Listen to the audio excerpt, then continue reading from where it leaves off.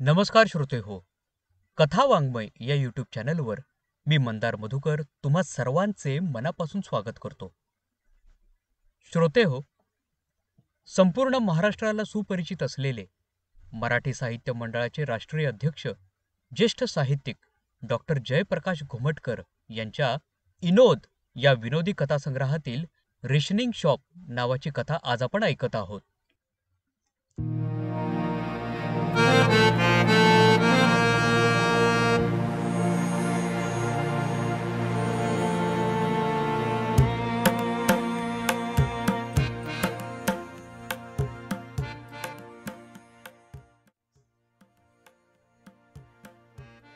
ठाण्याच्या बेडेकर कॉलेजमध्ये मी शिकायला होतो. ज्या कॉलेजमध्ये विद्यार्थी म्हणून होतो त्याच कॉलेजमध्ये मी प्राध्यापक म्हणून रुजू झालो. बेडेकर कॉलेजच्या विद्यार्थ्यांमधून झालेला मी पहिला प्राध्यापक होतो. तत्कालीन विश्वस्त गुणाकार जोशी आणि मंडळाचे अध्यक्ष वा ना बेडेकर यांनी माझी नेमणूक केली होती. तशी नोंद आजही बेडेकर कॉलेजच्या इतिहासामध्ये आहे. नोकरीनिमित्त बेडेकर कॉलेजमध्ये जाऊन विद्यादानाचे कार्य नित्यनियमाने करीत होतो. एकदा काय झाले, आमच्या कॉलेजचे एक विश्वस्त निवर्तले आणि कॉलेज लवकर सुटले. कॉलेज लवकर सुटल्यामुळे मी लवकर घरी आलो.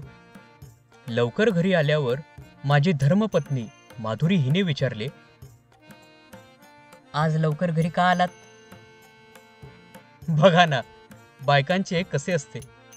घरी उशिरा आलो तरी विचारतात उशिरा घरी का आलात. घरी लवकर आलो तरी विचारतात घरी लवकर का आलात. मी तरी काय करणार.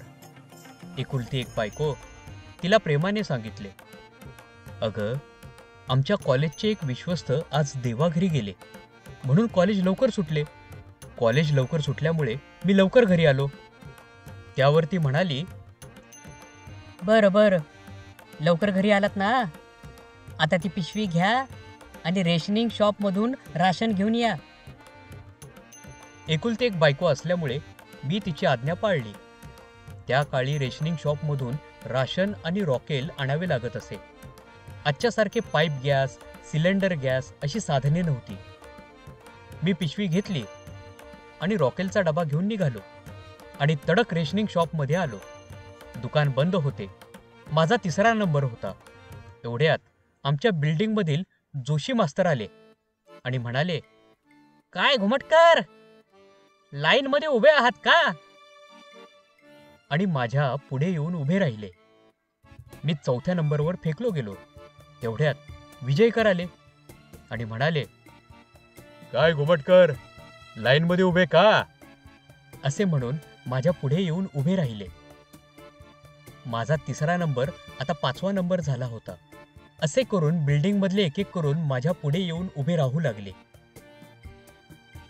3रा नंबर होता माझा. मी आता 3ऱ्या नंबरवरून 13व्या नंबरवर आलो.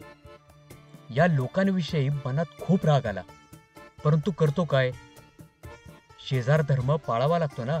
असो, 3ऱ्या नंबरवरून 13व्या नंबरवर आल्यामुळे मला मनस्वी राग आला होता. मनात म्हटले, आता जर कोणी येऊन माझ्या पुढे उभा राहिला तर त्याला थोबडावायचा. घुमटकर मधला घू सुद्धा बोलून द्यायचा नाही. घुमटकर हा मोठा शब्द तर दूरच राहिला. तेवढ्यात एक माणूस माझ्या समोर आला आणि काही बोलणार तर त्याचे तोंड मी दाबून धरले आणि घुमवायला सुरुवात केली.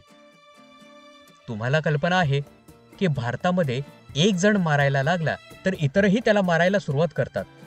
अगदी इथेही तसेच झाले.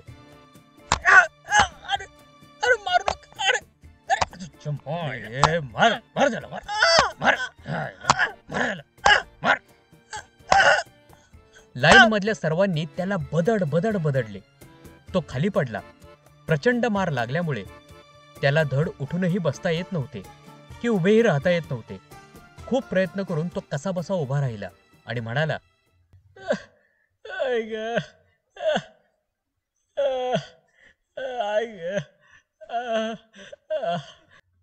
तुम्ही सर्वांनी मला मारलेत. जा, आता मी दुकानच नाही उघडत.